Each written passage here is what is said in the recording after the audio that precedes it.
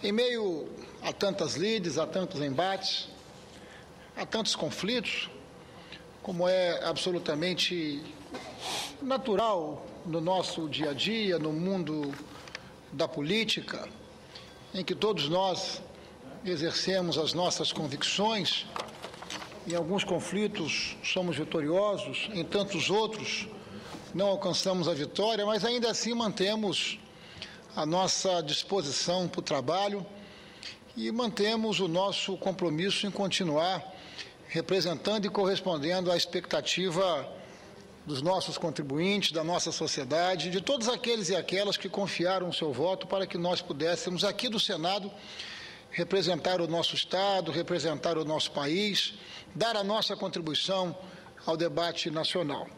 Mas é com muita alegria, senhor presidente, que em meio a tantos conflitos, que em meio a tantos debates, eu venho à tribuna do Senado Federal para registrar uma homenagem a um dos jornais mais reconhecidos, mais importantes do meu estado, um jornal que ao longo do tempo tem se reinventado, que tem acompanhado o desenvolvimento, que tem se modernizado no tempo, um jornal nascido na minha cidade, na cidade onde eu comecei a minha trajetória política como vereador, ainda no ano de 1982. Pois bem, foi na minha cidade, na cidade de Cachoeiro de Itapemirim, que eu assisti o nascimento do jornal A Folha do Espírito Santo, que completa nesse mês de abril 15 anos de trabalho, 15 anos de luta, 15 anos de superação e de resistência. É o primeiro, senhor presidente, jornal diário fora da capital.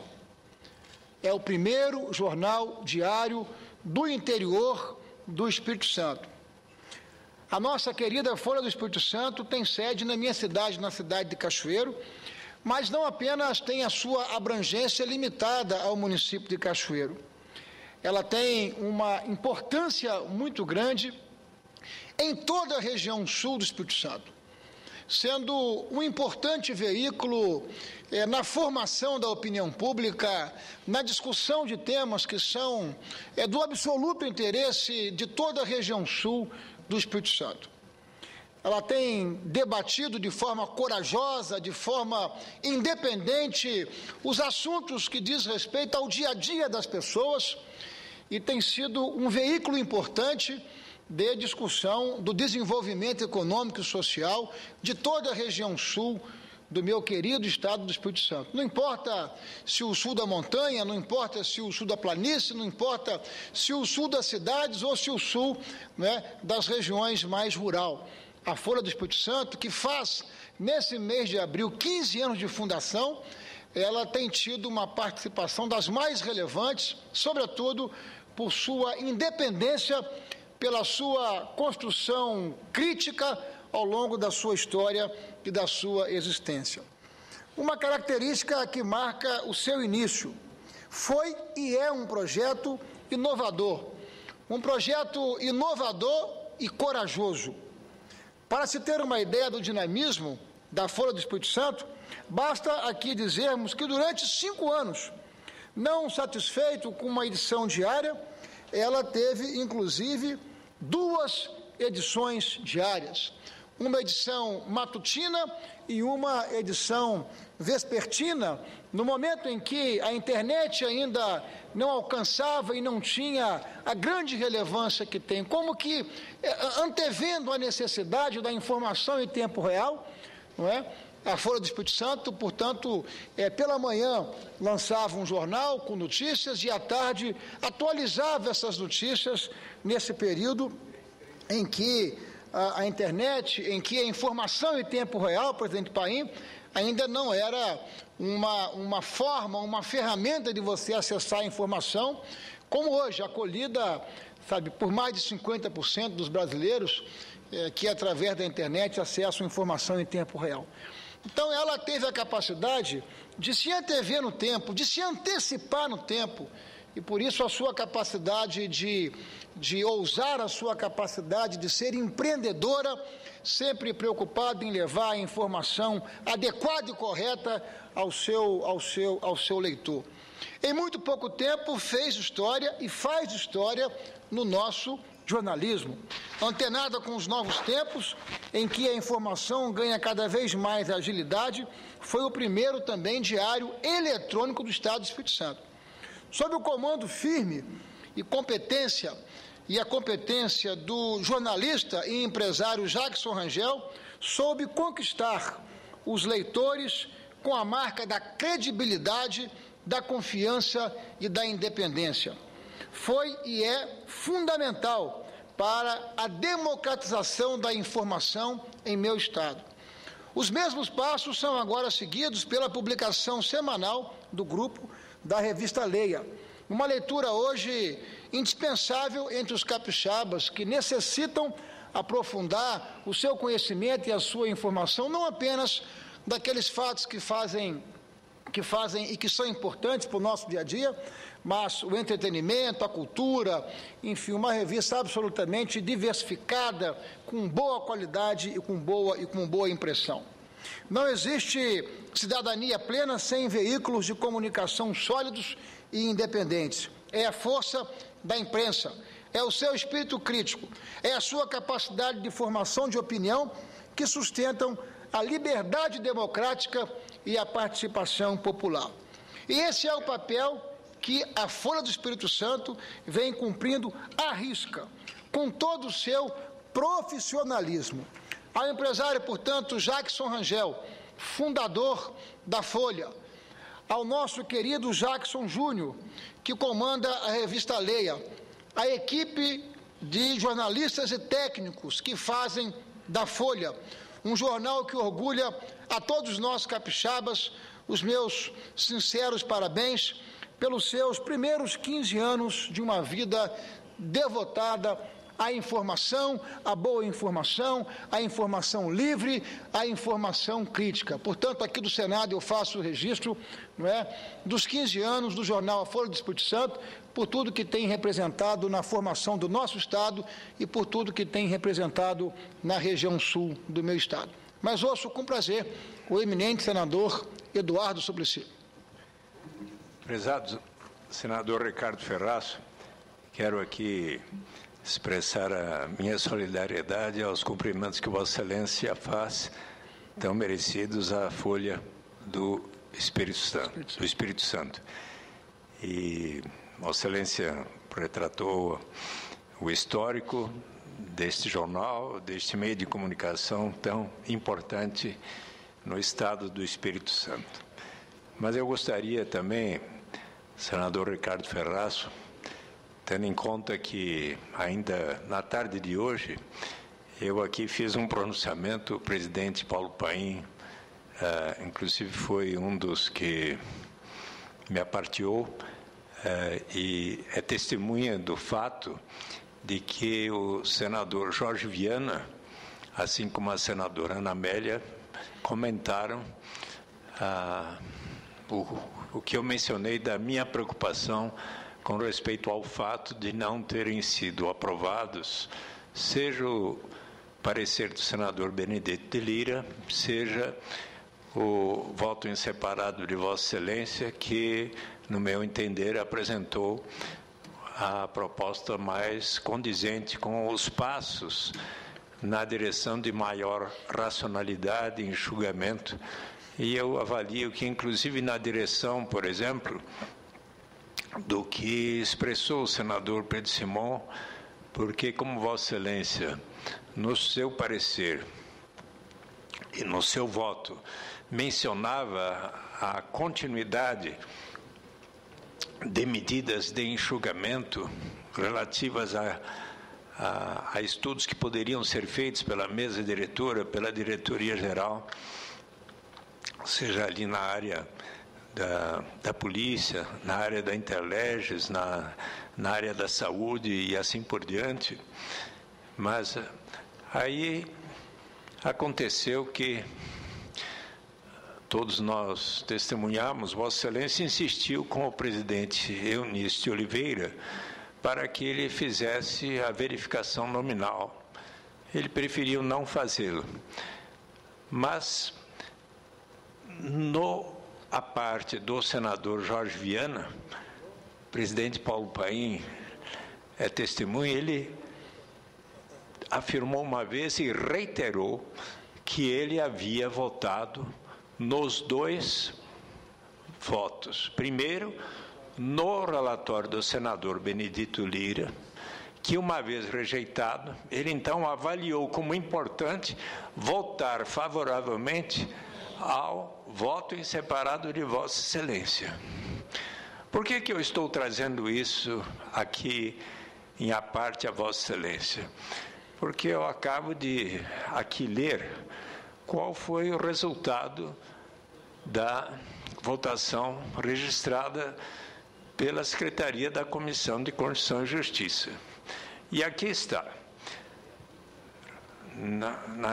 no parágrafo final, rejeitado o relatório do senador Benedito de Lira.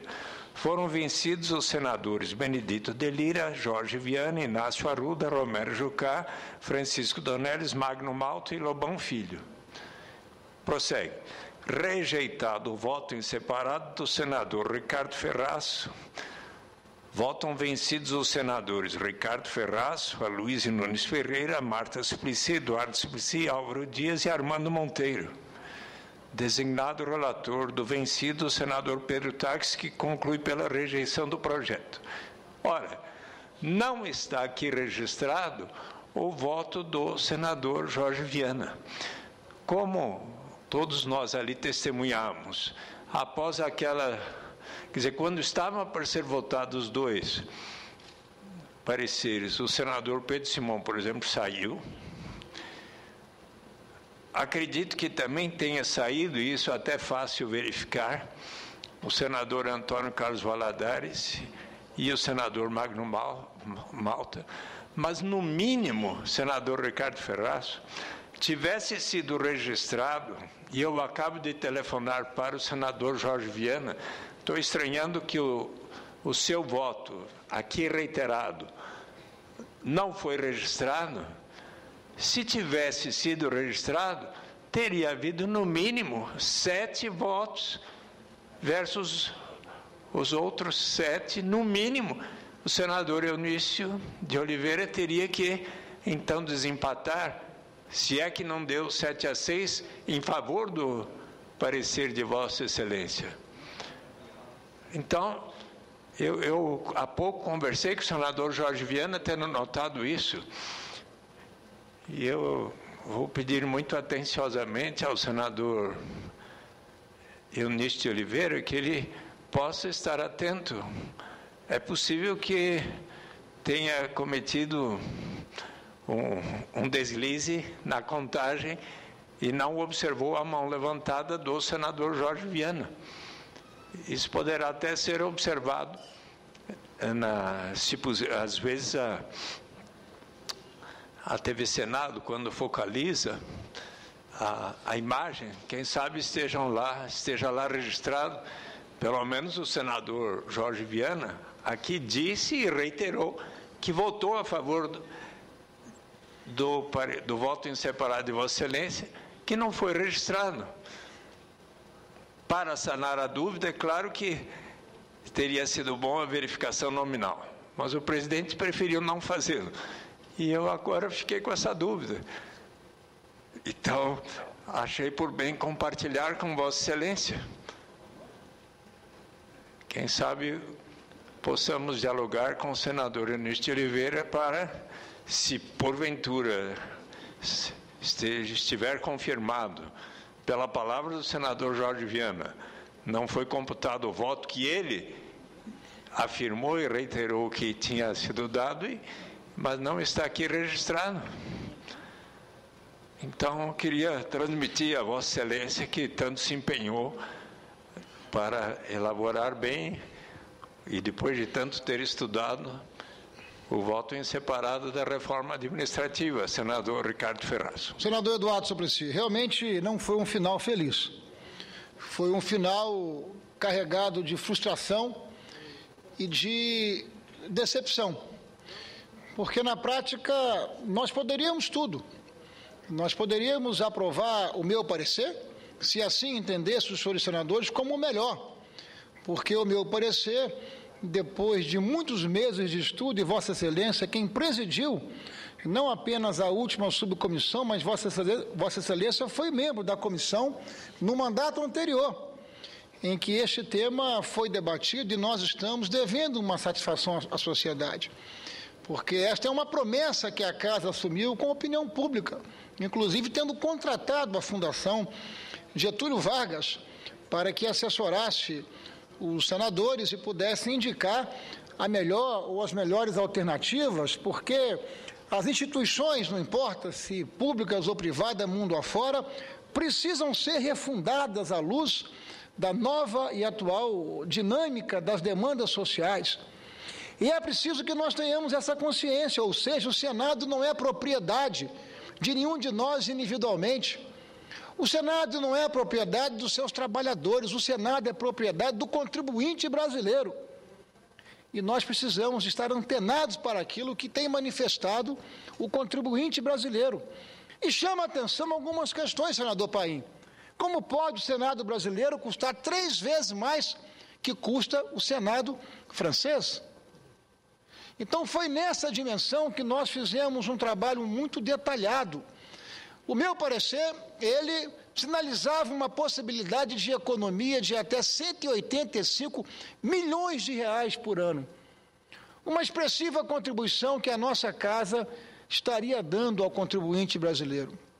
O senador de Lira apresentou a sua proposta e também o seu parecer sugeria, indicava, concluía por uma economia de até 155 milhões de reais por ano, que os senadores pudessem fazer opção por um ou por outro. Agora, fazer opção por nenhum dos dois, rejeitar de plano os dois, sem que uma alternativa fosse colocada para que os senadores pudessem debater, esse me parece ter sido o pior dos mundos e o pior dos caminhos que foi escolhido. Então, Vossa Excelência traz uma informação muito importante. Para evitar essa dúvida, eu, ao final, pedi verificação de votação para que os senadores pudessem expressar a sua votação pessoal, como, aliás, aconteceu na primeira votação. E nós não teríamos hoje que estarmos aqui dirimindo dúvidas sobre essa, que é uma questão muito importante que nós estamos debatendo e que seguramente agora a mesa diretora terá que decidir o que fazer com a conclusão da Comissão de Constituição e Justiça. Mas concordo com Sua Excelência que devemos procurar o diálogo e o entendimento com o senador Eunício, que tem sido um senador extremamente democrático, atencioso, tem permitido que o contraditório se estabeleça em questões divergentes na comissão, para que nós possamos suscitar o melhor entendimento, a melhor transparência dessa que é uma questão que seguramente não morre aqui. Nós precisaremos continuar estudando e debatendo esse tema, e agora nós precisamos, de fato, que a comissão diretora da Casa, que a mesa diretora da Casa, indique o caminho que vai optar em razão da decisão que adotou o conjunto dos senadores que, naquele momento, estavam na Comissão de Constituição e Justiça. Mas eu quero, de fato, também aqui, agradecer todo o apoio que, na condição de relator, recebi de Sua Excelência como nosso presidente, dirigindo os trabalhos com equilíbrio, com sensatez, com correção, permitindo que nós chegássemos aonde chegamos. E nós chegamos ao final. Mas, lamentavelmente, a comissão, em lugar de decidir por um ou por outro, decidiu em rejeitar os dois, e aí criou uma condição inusitada, quer dizer, uma condição e uma situação surreal, quando nós poderíamos estar aqui hoje comemorando avanços, passos importantes na direção de reestruturarmos, as funções administrativas aqui no Senado. De modo que eu agradeço a parte de Sua Excelência, mas agradeço mesmo a forma com que Vossa Excelência conduziu os trabalhos como nosso presidente na subcomissão, que trabalhou detidamente durante meses para que pudéssemos oferecer ao plenário um caminho, e aí o plenário faria a opção de acordo com o juízo de valor de cada um dos senhores senadores. Mas ouço de novo com prazer. Apenas para agradecer e cumprimentá-lo pelo seu excelente trabalho, senador. E espero que o senador Eunício Oliveira possa considerar isso, ele que tem procurado agir com bom senso e imparcialidade. Muito obrigado. O senador Dionísio tem de fato agido com absoluta correção. Ele tem coordenado os trabalhos da Comissão de Constituição e Justiça e, portanto, o senador Dionísio tem merecido os nossos registros de elogio pela forma democrática, correta, atendendo aquilo que prescreve o nosso regimento interno. Então, eu deixo aqui esse registro, porque não é fácil, em alguns momentos o clima é tenso, o estresse se estabelece, e aí é necessário que a condução possa se dar com muito equilíbrio, e o nosso presidente Eunício Oliveira tenha se conduzindo ao longo desse período em que eu tenho a condição e a oportunidade de participar da Comissão de Constituição e Justiça. Muito obrigado, senhor presidente, muito obrigado, senhoras e senhores senadores.